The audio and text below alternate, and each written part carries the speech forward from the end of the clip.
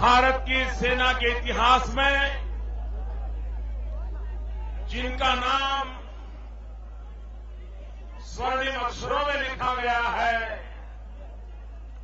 जिनका जीवन हर फौजी के लिए गौरव का जीवन है, हर देशवासी के लिए अभिमान का जीवन है, ऐसे फील्ड मार्शल मानेकशॉ का आज जन्मदिन है। और सिर्फ उनका जन्मदिन ऐसा नहीं है, आज से उनके शताब्दी का वर्ष प्रारंभ हो रहा है। आज उनका 100वां जन्म दिवस है। भारत की महान सेवा करने वाले इस महान सपूत को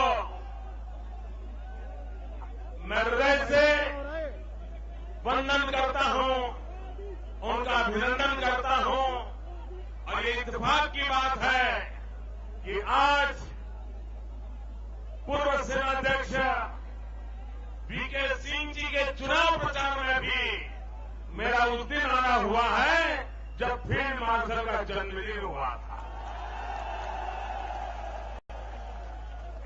भाइयों बहनों, कभी कभी मैं सोचता हूं कि आज फील्ड मार्शल जीवित होते मानेकशॉ और दिल्ली में जो सरकार कारनामे कर रही है, अगर उसको वो देखते सुनते तो उनको कितनी पीड़ा होती।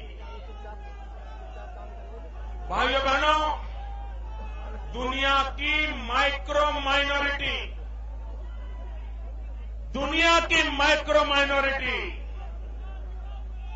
ये पारसी कौम है। और फील्ड मार्शल मानेकशॉ उस पारसी कौम से आते थे, उसके बाद भी हमारी सेना के सबसे बड़े मुखिया बने थे। हमारे देश में सेना को कभी संप्रदाय के रंग से रंगा नहीं गया। हमारे देश में सेना ने सिद्ध किया है कि उनका एक ही धर्म होता है, भारत माता की रक्षा। लेकिन भाइयों बहनों, वोट बैंक की राजनीति में डूबी हुई यूपीए सरकार, मैडम सोनिया जी की सरकार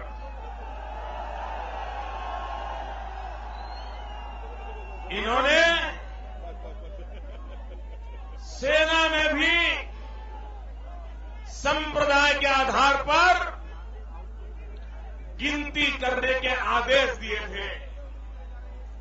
किस संप्रदाय के कौन लोग सेना में हैं, उसका हिसाब किताब करने का आदेश ये यूपीए सरकार ने दिया था। भाइयों बहनों,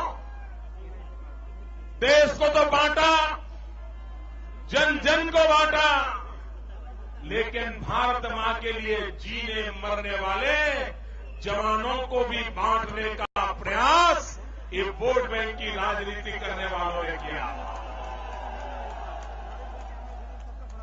मैं सेना के अधिकारियों का अभिनंदन करता हूं कि उन्होंने भारत सरकार के इस गलत आदेश को मानने से इनकार कर दिया और उन्होंने कहा था कि सेना को संप्रदाय के आधार पर बांटा नहीं जा सकता है।